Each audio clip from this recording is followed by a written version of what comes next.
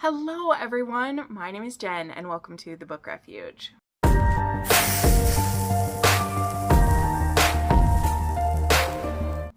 All right, well, hi friends. Today I'm bringing you another oddly specific romance rec video, and this one is involving runaway brides, which I'm considering an oddly specific thing because it definitely doesn't happen all the time. I recently did do a video that was women on the run, and a couple of these kind of overlap, but mostly this one is going to be when they're specifically on the run from their wedding or an engagement or something like that. So we're going to do that.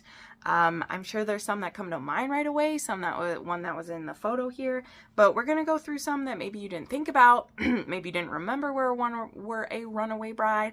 And if you'd like more of these oddly specific recommendations, please make sure you subscribe to the channel. It really does all help me. And I have a playlist of over 300 recommendation videos. I have one that is all the oddly specific ones, which I think has about 40 on it at this point. I have dark romance recs, I have historical romance recs, I have everything. So please check out my playlist, check that out, subscribe to the channel for updates when there's new stuff. And let's dive into the recommendations. So first up, let's go with one that I just read. Well, a few of these I actually just read, and that's sometimes what happens when I put together these videos, is that all of a sudden I realize I've read a lot of an oddly specific trope, and I'm like, hey, do I have enough to make a video? And usually the answer is yes. So one that I read, I believe last month was when I read it, was called Bourbon Runaway by Walker Rose. This is actually book 2 in a series, but I didn't know that when I signed up for it, and it was fine. It didn't get in my way or anything like that. But this one involves a girl named Summer, and she's about to marry. Of course, I'm gonna not need to say that about every single one. And she finds out that the guy's cheating on her, that he disrespects her, he doesn't care for her. And so she's like, hell no, I'm not gonna do this. So she decides to get out of there. Now, the time when she is about to do that, the man she's about to marry is going to hit her, literally is going to hit her because she's going to leave. And this guy steps in the way. Now, it turns out this man, who I think his name is Jonah. I don't have that written down because I just have the Goodreads thing pulled up. His name is Jonah, and he is actually her dead high school boyfriend's older brother. And this has been many years since this happened, but they haven't really connected or spoken since then because they both just feel very guilty about what happened, and you'll find out why. But he is a recluse. He actually has a disability. He was injured the same night that his brother died. You find out about that when you read. And he is a woodworker. He lives out in a cabin and on the edge of his family property, and he keeps to himself. And he offers her a safe place to stay. He stops the man from hitting her, and he's like, let's get out of here. So in her wedding dress, her sister gives her her rolling luggage that she was going to take on her honeymoon, and they go to his cabin just in time for a storm. And this, forces them to discuss some things that they've been avoiding for many years. I found this one to be very touching.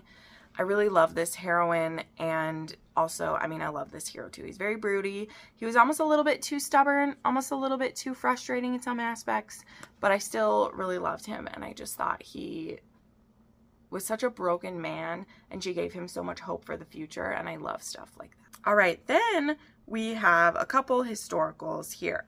We have Somewhere I'll Find You by Lisa Kleypas. Now, this one is not quite the same as a runaway bride, although she is his bride, she is his wife. They were married, I believe, by proxy kind of when she was very young. And she ran away from that because she didn't want to be married to him. His name was Damon. So he's a mystery husband, and she doesn't even know what he looks like now or who he is. And she's like, I'm not going to be forced into this marriage. I'm not going to live like I am. And she actually runs away to be an actress on the stage. And so she joins this company, and she is an actress with it. And the husband wants to track her down because he wants to legally free himself from this marriage because he is still technically married to her, and he can't go on with his life and do anything unless he gets this dissolved. But to do that, he needs to find her, needs to get her to claim who she really is and get out of this wedding. Then once he, you know, finds her, he's actually thinks she's beautiful and is very attracted to her before he even knows who this is. And she knows his name, but she didn't know what he looks like. So when he says his name and she finds out, she's like, oh fuck, I need to stay away from this guy. This is the husband that I've been avoiding.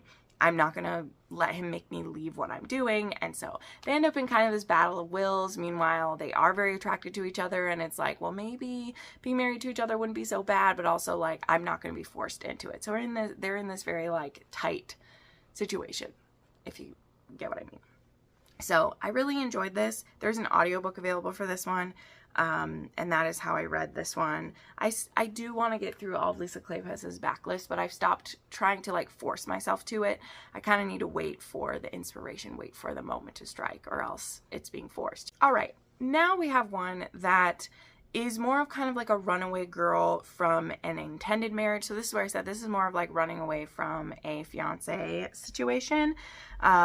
I decided to put it into this because, you know, when I do these oddly specific ones, I like there to be multiple ways of looking at a situation, right?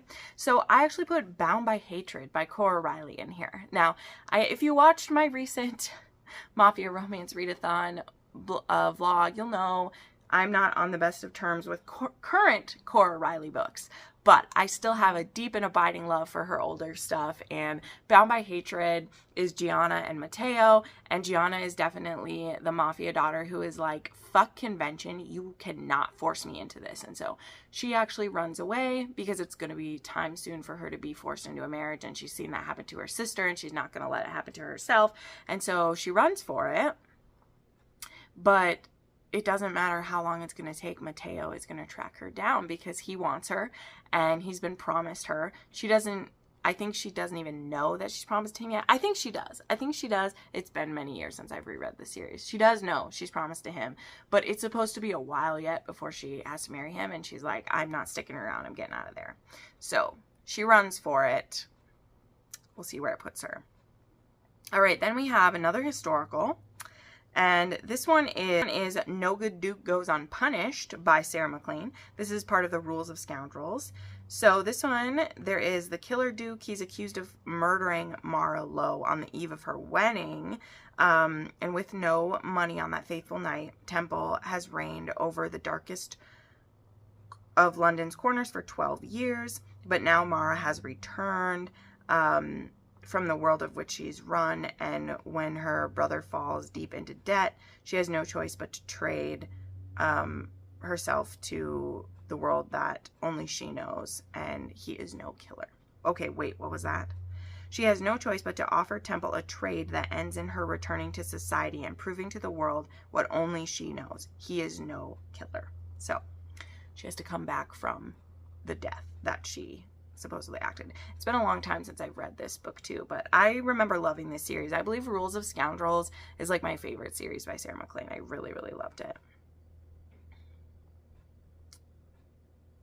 Okay, then the final historical I'll share, we'll just do it, we'll share right now, is On the Way to the Wedding by Julia Quinn. Everyone is all at Twitter for Bridgerton right now. I know, I understand, I get it, I get why, I understand.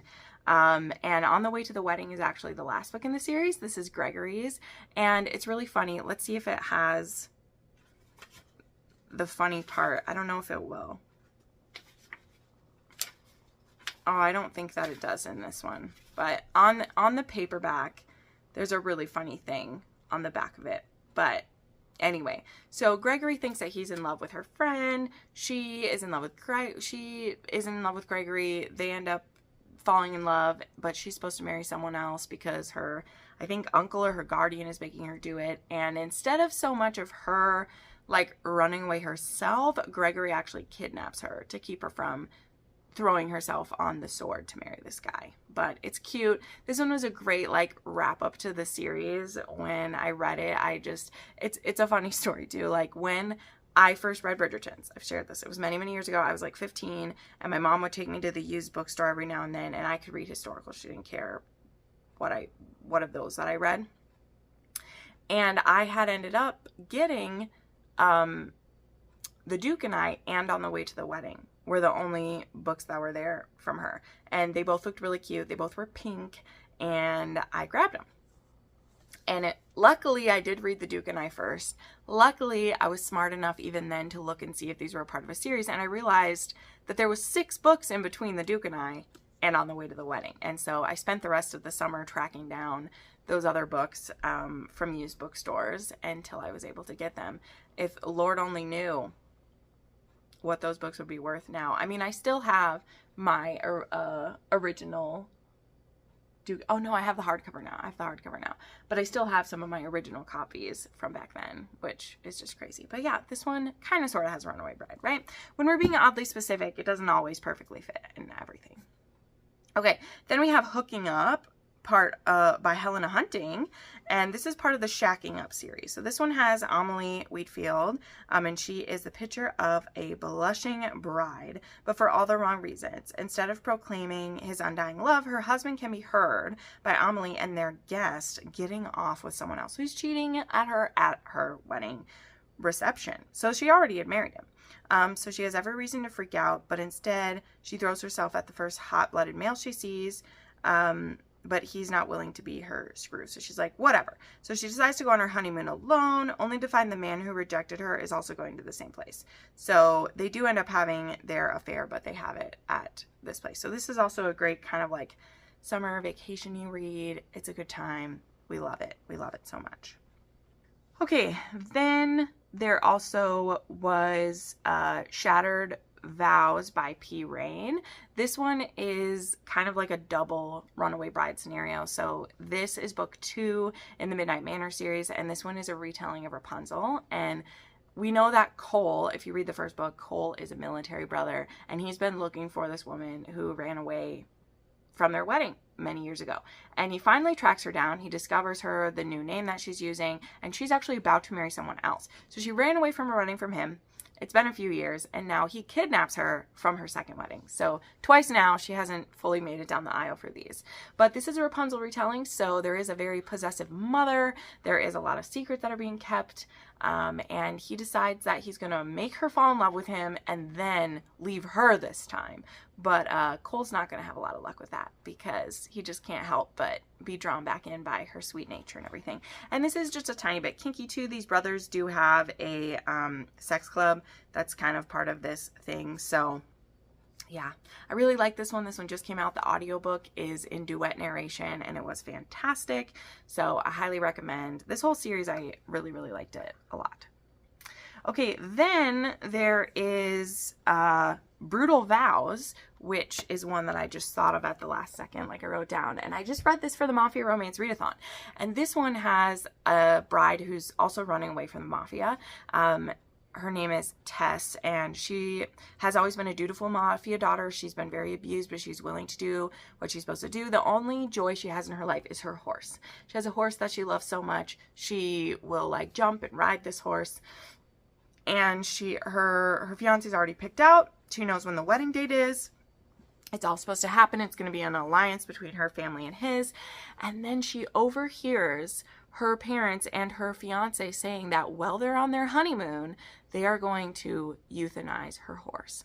So they were going to pretend and say that the horse died while she was gone, and they're going to take away her one joy that she has. And not just her joy, her friend. The one being that she loves and loves her unconditionally. And that was all she asked for. Like, literally, she would have been a dutiful wife and mother and all the things he wanted her to be if he wouldn't have tried to take her horse away. So she's like, fuck that. She steals a truck and trailer, takes her horse, and jets out of there. Now she ends up at the end of the road at this like ranch / like boarding facility for horses. Well, it turns out this is also run by a mafia guy who's kind of undercover, and him and a man from his life, they're from the Irish Mafia, I think, are running this ranch. And he has this cowboy persona. He's the farrier at this place. Well, really, he's actually the owner, but he doesn't want everyone to know because that might draw attention. And she needs to board her horse there for the time. And when they meet each other, they both can tell that the other one's holding some secrets. It does get a little bit insta-lovey, but also there's horses and there's cowboys and mafia all in one place. So I highly recommend. And I really liked this. This was an author who had sent me her books, and I finally got around to reading it. I feel so bad it took so long. But you know what? I hit this book at the right time, and I just really enjoyed it. So yes, if you're looking for another runaway bride or some cowboy mafia vibes. Now, it's not necessarily that it's not cowboys who are the mafia, but it is mafia men who ran away to be cowboys. So, you know, that works too, doesn't it? That works too. Okay, I like it. Then there is a book that I just read last night, and it really pushed me to finally make this video. This book will be coming out soon, and it is by Kate C. Wells, and it's called After the Shut Up Ring. Okay, so I was very confused about this. I mean, I kind of understood what shut up ring means. You know, it's when you have a long-term partner or girlfriend or partner, and you finally give them a ring just to get them to stop nagging you to do it. So we have our heroine, whose name is, just read this last night and I can't remember her name right now. Nope, it's not in my head. But she has 2 kids with her fiance, and they're literally at her wedding. She is up there, she's going to say I do, and they have 2 little kids. They got pregnant while they were still in high school, but it's been 8 years.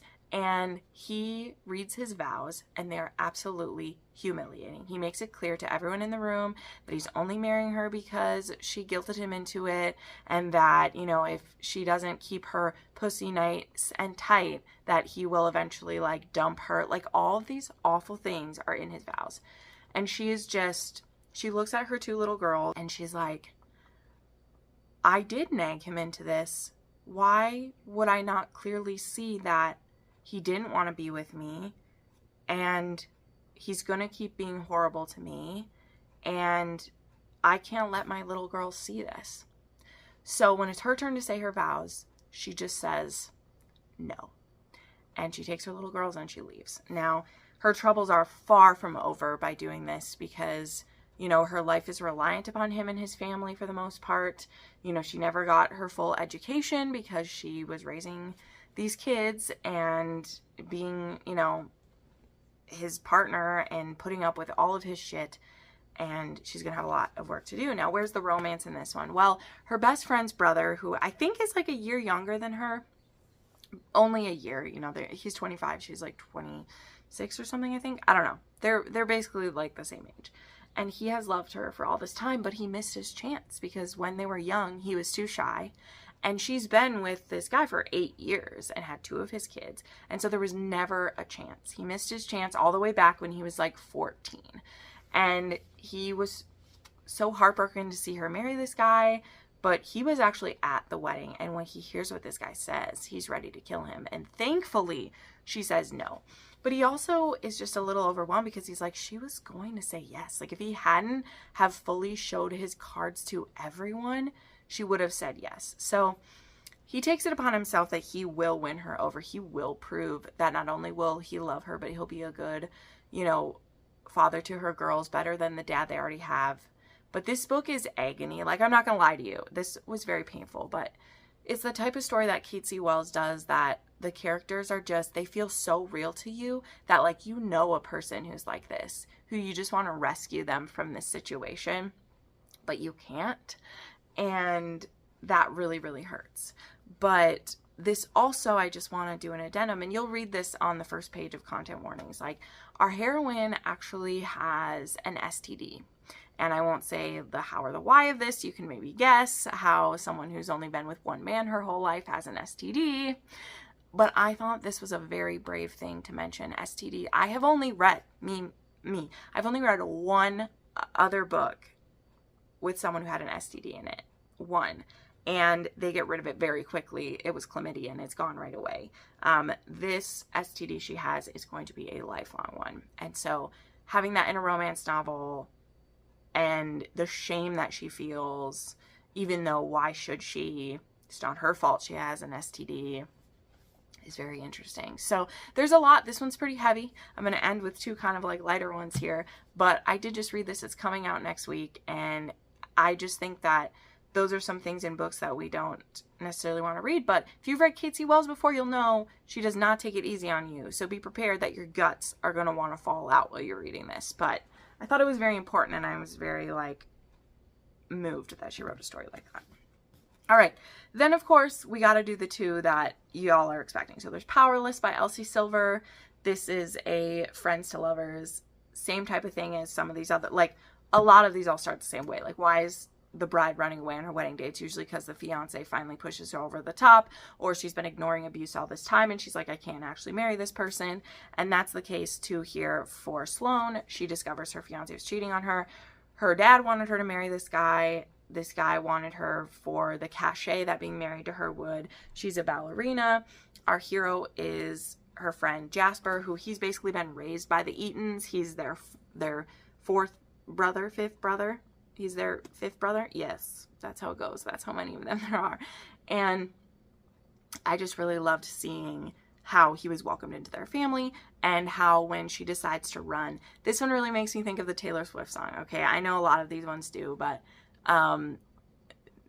like the Runaway Bride song where it says meet you at the back door.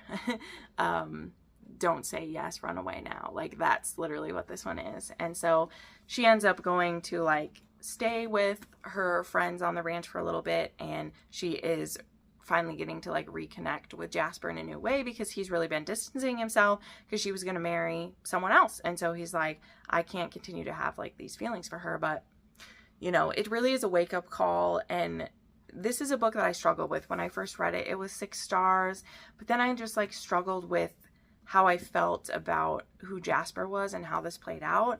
But I've now kind of swung back the other way too, of like, there are people like this who they ignore so many things because people tell them that it's the right thing. You know, I do think that a lot of times when we have a runaway bride situation, there needs to be more incentive of like why they were going to marry him. Like, after the shut up ring, there was a really good incentive of like why she was going to marry this guy, right? They have 2 kids together. She's trying to be a good mom for them. In this one, you know, really the only reason is because she does feel powerless. She's like, everyone's telling me I need to marry this guy. Let me do it. Even though she knows in her heart it's not right. And it's a really beautiful journey of her finding her power, which I thought was great. So, all right. And then the last one, which of course is the one I held up in the picture, we have Runaway Love by Melanie Harlow. And this is the perfect time to read this book, because not only if you want these beautiful covers, I'm pretty sure that the end of May is your last chance, because her books are getting done with a traditionally published company. So if you want any of these beautiful covers, this is your last chance. But Cherry Tree Harbor, this is book 1. This is a single dad and a nanny romance, but it also is a stranded bride who ends up in the town and has nowhere to go. And she actually has 2 runaway bride romances, doesn't she? Or is it Cotillion she runs away from? I think the other one might run away from like Cotillion or something like that. I don't know. But anywho, this one is, she has no skills and she shows up there and she gets kind of like told that, hey, maybe being a nanny would be good. And he's like, I don't think this girl can be a nanny. She's never done it before. He has twins. But he ends up giving her a chance. And of course the chemistry is over the top. That's what happens in a nanny romance. It's great. But this one starts off the Cherry Tree Harbor series. Book 2 is actually my favorite in the series, which is a bodyguard romance. So highly recommend you give it a chance. And if you love it, now's your last opportunity for these pretty covers. So, all right, there you go. Those are some runaway bride romances. Let me know if you've read some that you like. Again, if you like the idea of a woman on the run, I have a video for that you can check out, as well as all my backlist of videos. So make sure you're subscribed, like this video, leave a comment down below. Leave me, I don't know if there's a wedding dress or a bride and groom. Leave me like a bride and groom down below if you can.